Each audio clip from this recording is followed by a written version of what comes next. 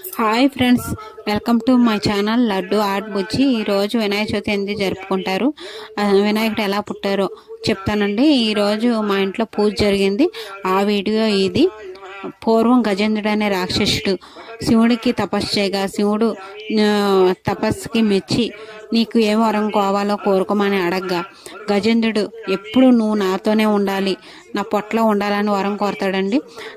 నా పొట్టలో శివుడు ఉన్నాడు, ఈ ముల్లోకాలకు రాజు నేనని గర్వంగా తిరుగుతుంటే పార్వతీదేవి ముల్లోకాలకు గాలించి శివుడు ఆజుకి తెలియక విష్ణువుని సహాయం కోరగా విష్ణు తన మాయాశక్తితో చూడగా గజేంద్రుడి పొట్టలో శివుడు ఉన్నాడని గ్రహించి నందిని గంగిరెద్ది వేషంలో తను సన్నాయి వాయిస్తూ గజేంద్రుడి దగ్గరికి వెళ్తే గజేంద్రుడు మీకు ఏం వరం కావాలో కోరుకోమని అడుగుతాడండి.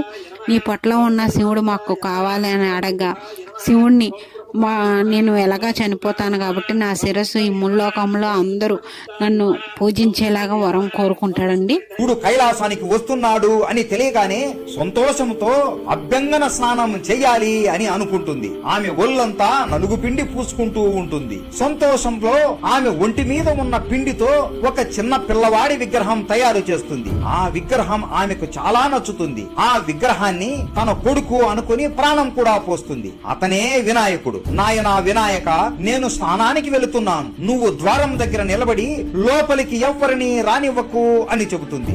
ఓ సరే అమ్మా అని ఒక కర్ర పట్టుకుని ద్వారం దగ్గర నిలబడి ఉంటాడు. అప్పుడే శివుడు వస్తాడు. శివుడిని వినాయకుడు ఆపుతాడు.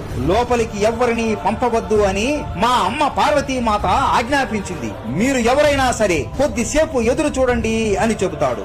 కొద్దిసేపటికి ఆ వాదన కాస్త పెద్ద గొడవలాగా మారిపోతుంది. శివుడికి కోపం వచ్చి తాండవం చేస్తూ తన త్రిశూలాన్ని తీసి ఒక్కసారిగా సరి వేగంగా వినాయకుడిపై వదులుతాడు. వినాయకుడు భయపడుతూ అమ్మా అని గట్టిగా అరుస్తున్నప్పుడు వినాయకుడి తల వేరవుతుంది. పార్వతీదేవి వచ్చి ఆ దృశ్యాన్ని చూసి బాధ తట్టుకోలేక గట్టిగా ఏడుస్తుంది.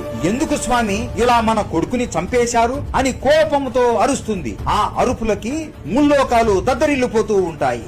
ఆమె అరుపులకి ప్రళయాలు వస్తూ ఉండడంతో శివుడు భటులని పిలిచి మీరు ఉత్తర దిక్కు వైపు వెళ్ళండి, ఏ జీవి అయితే ఉత్తర దిక్కున ఉంటుందో దాని తల ఇక్కడికి తీసుకుని రండి అని ఆజ్ఞాపిస్తాడు. ఆ భటులు ఉత్తర దిక్కున వెళ్లి చూడగా ఒక ఏనుగు తల అక్కడ పడి ఉంటుంది. ఆ ఏనుగు తలని వినాయకుడికి శివుడు పెడతాడు. ఆ వేణుగు తలకయ్యే గజేంద్రుడు తల అని చెప్పి శివుడు గ్రహిస్తాడు. వెంటనే వినాయకుడికి ప్రాణం వస్తుంది. నన్ను క్షమించు నాయనా అని చెప్పి ఇక నుండి నీ జన్మదిన రోజున భూలోకంలో ఉన్న ప్రజలు అందరూ నీ అనుగ్రహం పొందడానికి